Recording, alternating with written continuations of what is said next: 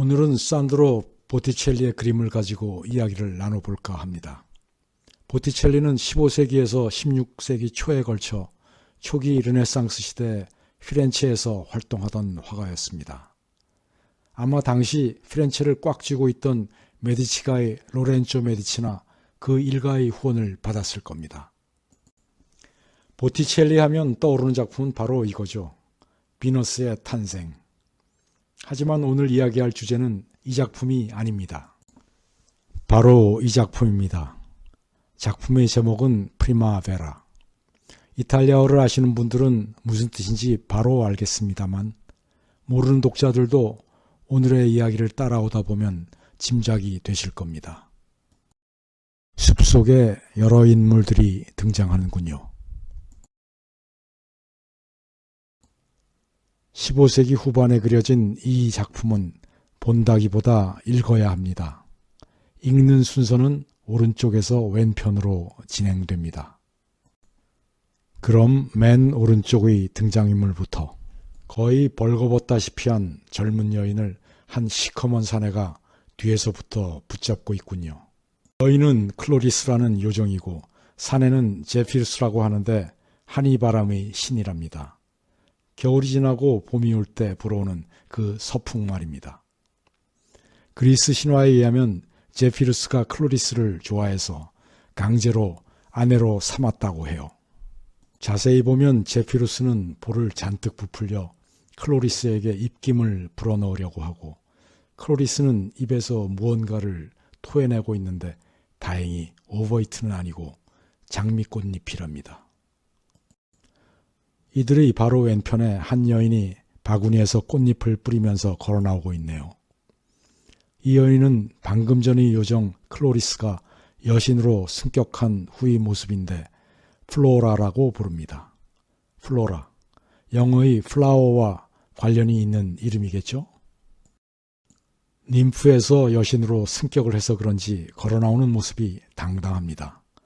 런웨이를 걸어 나오는 인류 패션 모델 같아 보이죠? 앙드레 킴 선생님이 한 말씀 할 것 같군요. 다음은 그림의 정중앙에 서 있는 여인입니다. 무대의 중앙에 선거나 포즈를 보아하니 이 그림의 주인공 같아 보이는데요. 로마 신화의 비너스, 그리스 신화에서는 아프로디테라고 부르는 너무나도 유명한 미의 여신입니다.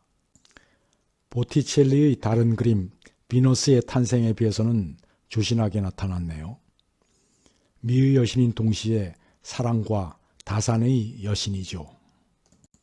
보티첼리는 의도적으로 비너스를 성모 마리아와 같은 포즈로 그렸습니다. 중세 이런 포즈는 성모 마리아의 전매 특허였거든요.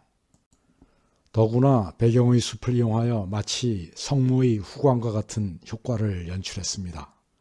시대는 바야흐로 중세를 벗어난 르네상스 시대다 이거죠. 보티첼리가 만약 100년 전에 이런 그림을 그렸다면 종교재판에 회부되었을지도 모르는 일입니다. 성모 마리아, 아니 비너스의 왼쪽에 보이는 세 명의 아가씨들, 이들은 누군가요?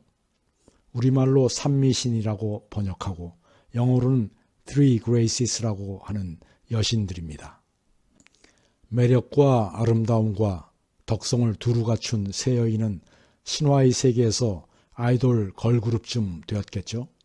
어쨌든 이들은 무엇인가에 기뻐하며 손을 잡고 춤을 추고 있군요. 얼른 눈에 띄지 않지만 그림의 맨 위쪽에 보면 날아다니는 아기가 있습니다. 아래를 향하여 화살을 쏘고 있는 이 아이는 짐작한 대로 큐피드입니다. 자세히 보니 이 녀석 눈을 가리고 아무나 화살에 맞으라는 배짱입니다. 화살이 향하는 삼미신 가운데 한 명은 사랑의 열병을 앓게 되겠군요. 드디어 마지막 등장인물 머큐리입니다. 우리에게는 그리스 신화 버전의 헤르메스로 더 잘 알려진 미남신이죠.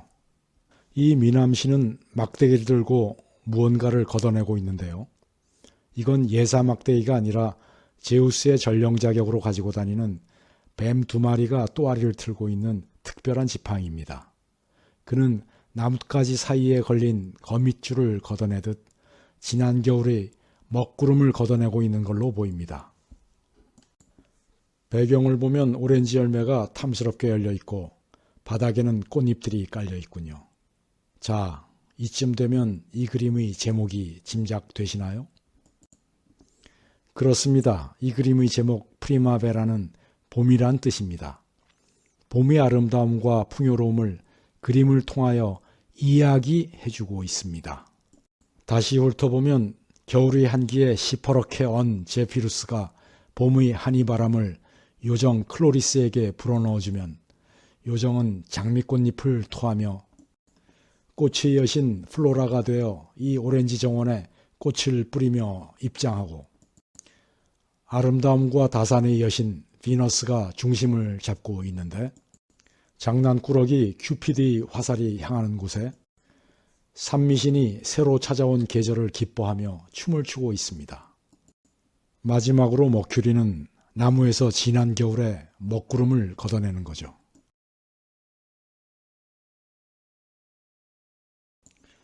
이렇게 긴 설명을 거쳐 보티첼리의 이 그림은 봄을 묘사하고 있는 겁니다. 아마도 보티첼리의 후원자였던 메디치 가문 누군가의 결혼식을 축하하며 봄에 꽃 피고 싹이 트듯 자손을 많이 낳고 번성하라는 뜻을 담아 그려준 작품이라는 설이 유력합니다. 미술관의 도슨트나 책을 통하여 이런 식으로 그림에 대한 설명을 들으면 사람들은 지성이 한 레벨 올라간 듯한 기분이 들어 만족합니다. 이제는 유행어가 된 아는 만큼 보인다는 말처럼 말이죠. 그림을 조형미로서 감상하기에 앞서 문학적 서사의 구조로 이해하는 전통은 이후에도 꽤 오랫동안 존재했습니다. 흔히 아는 만큼 보인다고 생각하는 그림의 문학적 배경은 사실 미술의 본질과는 좀 거리가 있습니다. 19세기 후반 여기에 반기를 든 집단이 탄생하죠. 우리는 그들을 임프레셔니스트, 인상파라고 부릅니다. 사실 보티첼리의 프리마베라는 이어질 인상주의 이야기를 위한 사설이었습니다. 인상주의 미술, 그 이야기는 다음 편에 이어집니다.